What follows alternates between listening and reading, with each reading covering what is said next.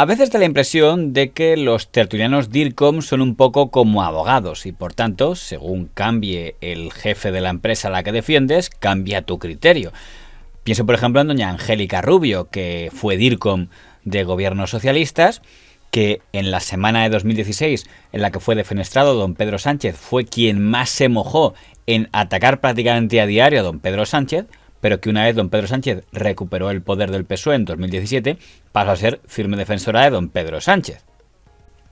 Doña Ana Pardo de Vera, que también ha sido DIRCOM de Administraciones Progresistas y ahora es directiva del Diario Público, esta semana se ha hecho popular por hacer un contundente alegato en contra de Podemos y a favor de Sumar, diciendo que Podemos tiene que callarse y someterse a doña Yolanda Díaz. ¿Hablar de qué?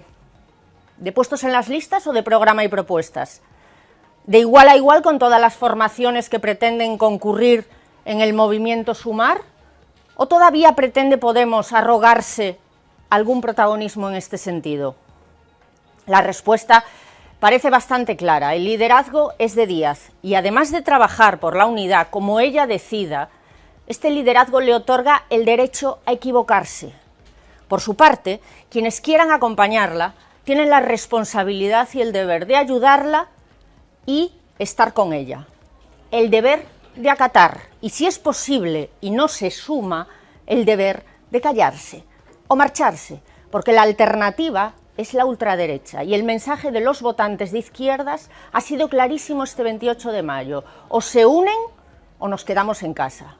Aunque muchos han acusado a la señora Pardo de Vera de poco menos que traicionar a don Pablo Iglesias, lo cierto es que quien siga el mundillo de Twitter se habría dado cuenta que la señora Pardo de Vera ya se había distanciado del señor Iglesias e incluso había chocado públicamente con él en octubre del año pasado. El proyecto de Pablo Iglesias de la base de Público en el Diario Público fue una cuestión editorial que se contempló como una colaboración más del periódico entre varios videoblogs que alberga como fueron pues, La Frontera de Monedero, y a partir de aquí él inicia su andadura y Público inicia retoma la suya, que es la de un periódico. El periodismo es una cosa muy seria, tiene sus propios códigos.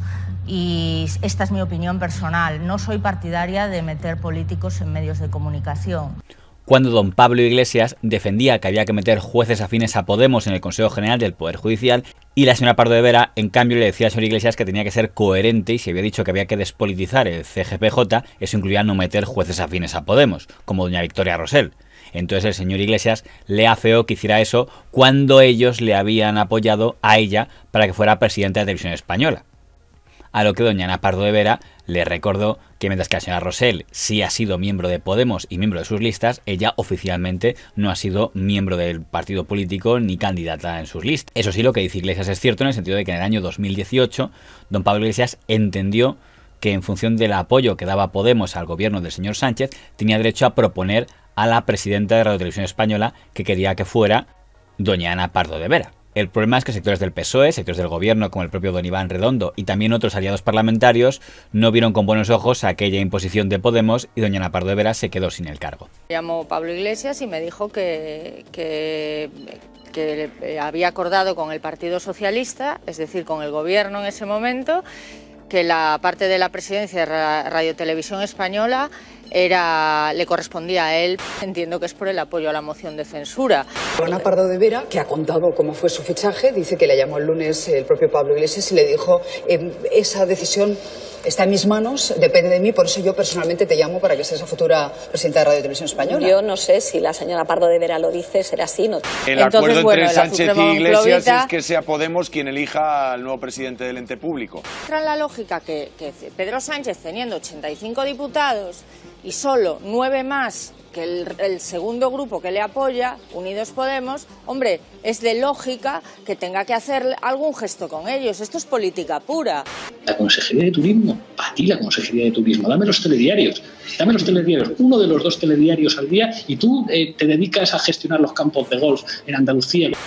Entonces, el azufre monclovita viene de la filtración a saco de Arsenio Escolar en la portada del País, cuando se les había dicho que no a esa opción. Se empiezan a filtrar los primeros candidatos que maneja el gobierno para presidir de forma provisional Radio Televisión Española. Primero, el de Arsenio Escolar.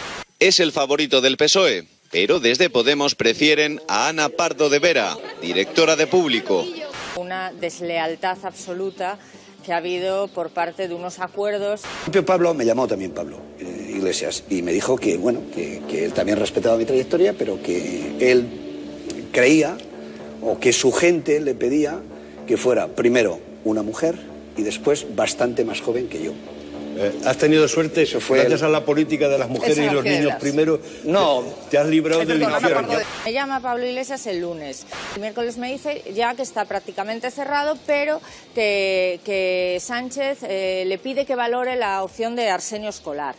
Entonces yo dije, hombre, si el presidente es lo que quiere, y me dijeron no. La parte esa es nuestra y además es lógico que nos dé esta concesión. Y yo lo veía lógico también. Yo a los dos, tanto al presidente del gobierno como a Pablo Iglesias, les dije, si no hay un apoyo expreso hacia mí, no me metáis en ese avispero. Quemando amigos míos, como no lo podrá decir mi buen amigo Nacho, pues el tema de Arsenio Escolar. Era un profesional con largo recorrido, al menos una persona que por edad y por experiencia, insisto, pues podía ser un buen... Luego ya ocurrencias, y mañana se les ocurría poner al Pato Donald. Finalmente no fue ella la elegida. La baronesa Parda contando cómo le habían ofrecido el cargo y después la habían engañado. ¿En qué cabeza cabe que no han hablado con ningún grupo parlamentario? ¿En qué cabeza cabe que no han hablado, por lo menos, con el Consejo de Informativos de Radio Televisión Española? El Consejo de Informativos, Xavier Fortes al frente. Pero vamos a ver, ¿pero quién es esta tía? ¿Pero qué ha hecho en la vida?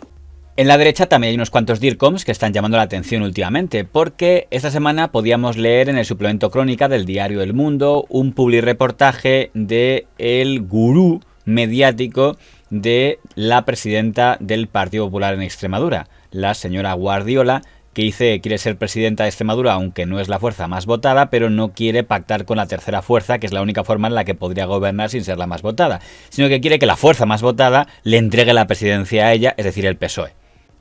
Pues el gurú mediático de la señora Guardiola es ni más ni menos que don Santiago Martínez Vares, a quien el diario El Mundo identifica como el Iván Redondo del PP en Extremadura. No tengo claro si que te comparen con don Iván Redondo es un elogio o no en estos momentos, dado que el principal producto de don Iván Redondo es don Pedro Sánchez, y no sé si es un producto que ahora se cotiza al alta. Otro cliente suyo fue el señor Monago, que tampoco acabó demasiado bien, aunque otro cliente suyo fue el señor alcalde de Badalona, al que sí parece que le ha ido muy bien en las últimas municipales. Desde que se convirtió en DIRCOM de dirigentes del Partido Popular, don Santiago Martínez Vares tiene un peso fuerte en las tertulias de televisión, donde leímos defender encarecidamente al señor Moreno Bonilla. Cuando los tertulianos de cuota PSOE, como don Juan Luis Sánchez, decían que era imposible que el PP sacara mayoría absoluta, él sí lo vio venir. Seamos serios, salvo mayoría absoluta del PP, que no hay ninguna encuesta que la diga, salvo mayoría absoluta del PP, que no hay ninguna encuesta que la proyecte, Vox no va a regalar ni un solo escaño. ¿Sabes lo que va a pasar? Que se va a ir a la mayoría absoluta. Sí, sí, señor. Eso es lo que va a ocurrir. ¿Sabes qué le pasa mientras tanto a Feijóo? Se frota las manos. Ahora bien, el momento mediático en el que el señor Martínez Vares más se ha remangado fue en su defensa de don Pablo Casado durante su guerra con doña Isabel Díaz Ayuso. Y ahí quizá sus diagnósticos no se vieron tan acertados.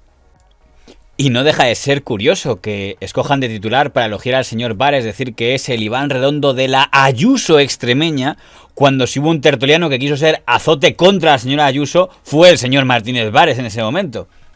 Nunca pude imaginar que la dirección nacional de mi partido iba a actuar de un modo tan cruel y tan injusto contra mí. Bajo mi punto de vista, de morir matando. Hoy ha salido a morir matando. Y digo que sale a morir matando porque no ha dado ni una sola explicación. Ni una sola explicación sobre el contrato. Y a mí me queda una gran duda. ¿Por qué no le preguntó a su hermano de cuánto era la comisión? ¿Qué problema hay en aclarar eso? Si todo es legal y todo es fácil de explicar, ¿qué problema tiene Isabel Díaz Ayuso en explicarle al presidente de su partido y al secretario general de su partido? No hay nada, la comisión consiste en esto y tiene relación... No, hoy la señora Ayuso en esa entrevista ha abierto que puede haber más comisiones y más contratos, lo cual hace que el asunto sea aún mayor. Parece que hay bastante consenso en que el día en el que el señor don Pablo Casado cavó su fosa es cuando él mismo se puso al frente de la campaña contra doña Isabel Díaz Ayuso, presentándola en una entrevista en la cadena COPE poco menos que como una política corrupta, a raíz de las comisiones que había ganado su hermano durante la pandemia. Yo creo que no es ejemplar. Yo sí, cuando presida el gobierno de España, no permitiría que un hermano mío cobrara 300.000 euros por un contrato adjudicado directamente por mi Consejo de Ministros. Una denuncia muy aplaudida por la izquierda, pero en cambio considerada poco menos que un ataque infame por lo personal por parte de la derecha. Justo después de esa intervención de don Pablo Casado, el señor Martínez Vares hacía el siguiente análisis en La Sexta. Yo creo que el relato hoy del presidente del Partido Popular ha sido un relato lógico. Yo tengo la constancia y la certeza de que a Pablo Casado ayer ningún dirigente del Partido Popular le pidió la cabeza. Recordemos que toda aquella trifulca era porque, según la señora Díaz Ayuso, el PP nacional la había estado espiando y manejando dosieres contra ella en una maniobra en la que habrían estado implicados el secretario general del Partido Popular, don Teodoro García Egea, y el dirigente del Ayuntamiento de Madrid, señor Carromero. Ningún dirigente del Partido Popular le pidió la cabeza de Teodoro García Egea. Y lo que tengo más claro es que Teodoro García Egea no va a caer. Sobre otro de los asuntos que habéis hablado, el Congreso Extraordinario del Partido Popular, yo sinceramente no lo veo. El señor Martínez Vares estaba diciendo que no iba a dimitir el señor García Egea apenas 2 días antes de que dimitiera el señor García Egea. Así que yo no tengo ninguna duda de que Teodoro García Egea va a terminar su carrera política junto a Pablo Casado. Está diciendo que no iba a haber congreso, aunque luego sí hubo congreso en el que fue reemplazado el señor Casado por el señor Feijóo. Porque a día de hoy tenemos 0 pruebas del espionaje. Yo creo que ayer Almeida le agarró una dimisión, que es una dimisión de un peón que yo creo que actúa con una generosidad de cara a su organización pues enorme. Y está diciendo que el señor Carromero, el sospechoso del espionaje, había actuado con gran generosidad hacia el partido, luego se dio de baja del partido. Por cierto, no fue el único ex-DIRCOM de gobiernos del PP que se metió en aquella pelea. Doña María Claver, que también había sido DIRCOM del señor Margallo y de otros ministros peperos, también intervino entonces, también a favor de don Pablo Casado y en contra de la señora Díaz Ayuso.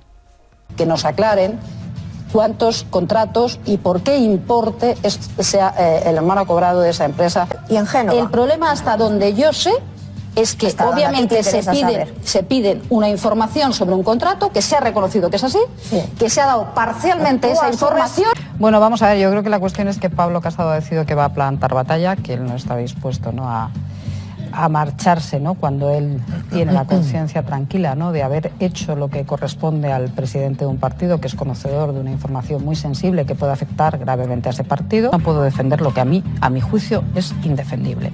La victimización me molesta tanto cuando lo escucho en los independentistas, y se victimizan, ¿no?, para generar el caldo de cultivo, ¿no?, y atacar a España, como cuando lo escucho en Isabel Díaz Ayuso para no dar explicaciones sobre un asunto, vamos, a mi juicio, lo suficientemente grave como para que las dé.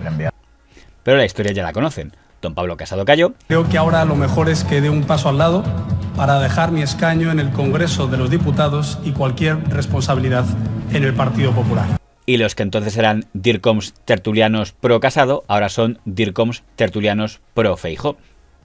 No se le puede culpar a nadie querer sobrevivir profesionalmente. Eso sí, si yo fuera la señora Guardiola, cuidaría que los diagnósticos que le haga el señor Martínez Vares sean más acertados que los que le dedicó al señor Casado.